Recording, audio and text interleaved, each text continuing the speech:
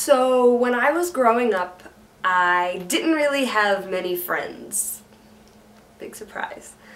I was kind of this weird, quirky little girl who always wore anime and video game t-shirts. I had no fashion sense. I, always had manga in my arms. I was just kind of strange. I didn't really fit in with the cliques of hillbillies and country kids and jocks and cheerleaders. I didn't fit in with any of the, groups that form in grade school and high school and all of that. And so I didn't have any friends. But I had a lot of interests in anime and video games, as I said, and I really loved Sonic the Hedgehog. So rather than trying to make friends, I made my own friends. Not in a weird way, but I made friends with Sonic the Hedgehog characters through my imagination. And I was also, lucky enough to have been introduced to the internet at an age that's probably way too young for it to be healthy.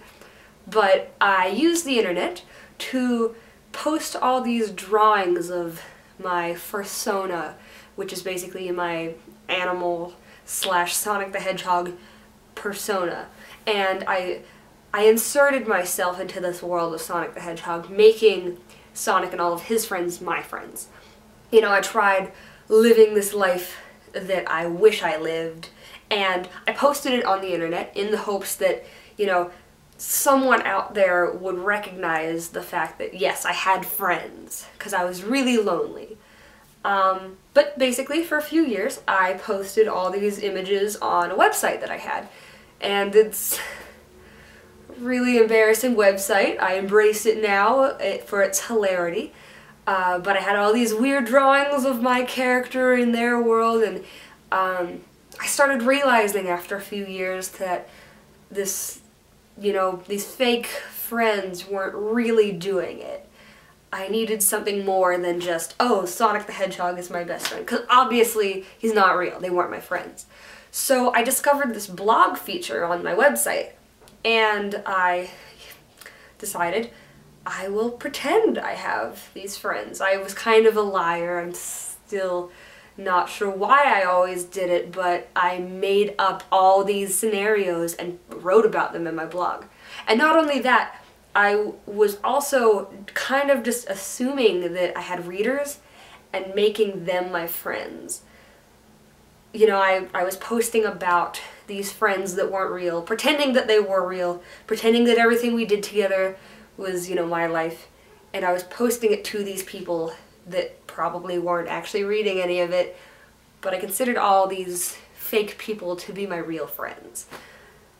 So again, I did that for a while. I wrote about, how I hated grade school. I hate everybody in my grade school. That was probably the only true thing I wrote on the website. I wrote about how I went surfing with these two people I met at the beach one summer, when A, I don't know how to surf, B, I don't have any friends to surf with, and C, I didn't actually go to the beach that summer.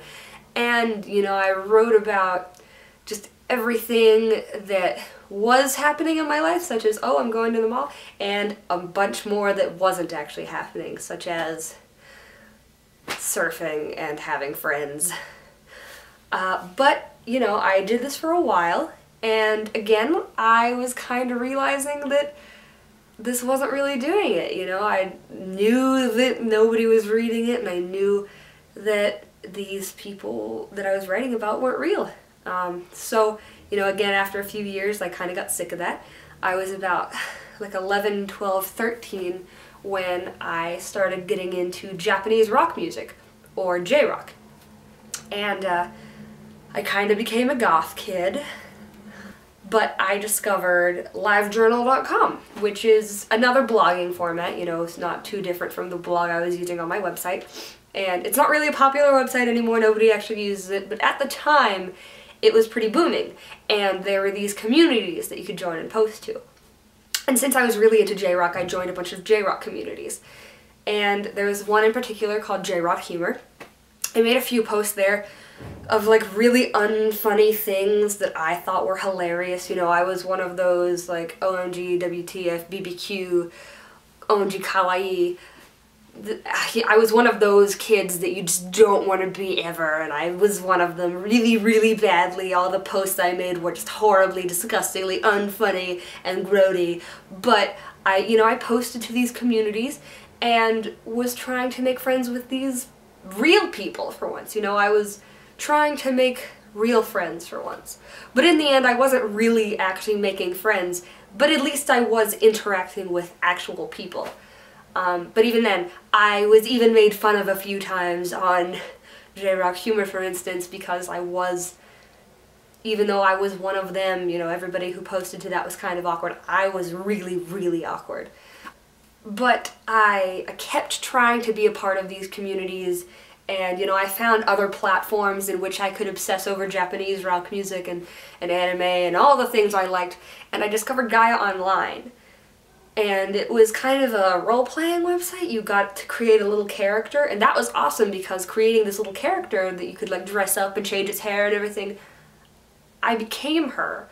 And Gaia Online, I posted around on some J-Rock threads and posts and forums and everything, and eventually I met this girl. Her name was Yumi, or at least that's what she went by on the internet, and she was exactly like I am. Kind of this weird young kid obsessed with J-Rock and anime and OMG, Kawaii, WTF, BBQ. We were in the same boat, and started talking all the time, and we only talked on these Gaia Online forums for a while. But then she started reading my blog posts and looking at the things I posted on these J-Rock communities, and then we started talking in AIM chats, if any of you remember those. And for the first time, I met a friend, and it was really nice. And I guess Yumi and all these weird, quirky things that I did in my, years of being lonely and having no friends, these things allowed me to meet the first real friend I ever had. So I guess, I don't really want to say there's a moral, but I mean, being weird and having all these, strange qualities about myself that most people try to hide in order to make friends helped me really to make my first real friend.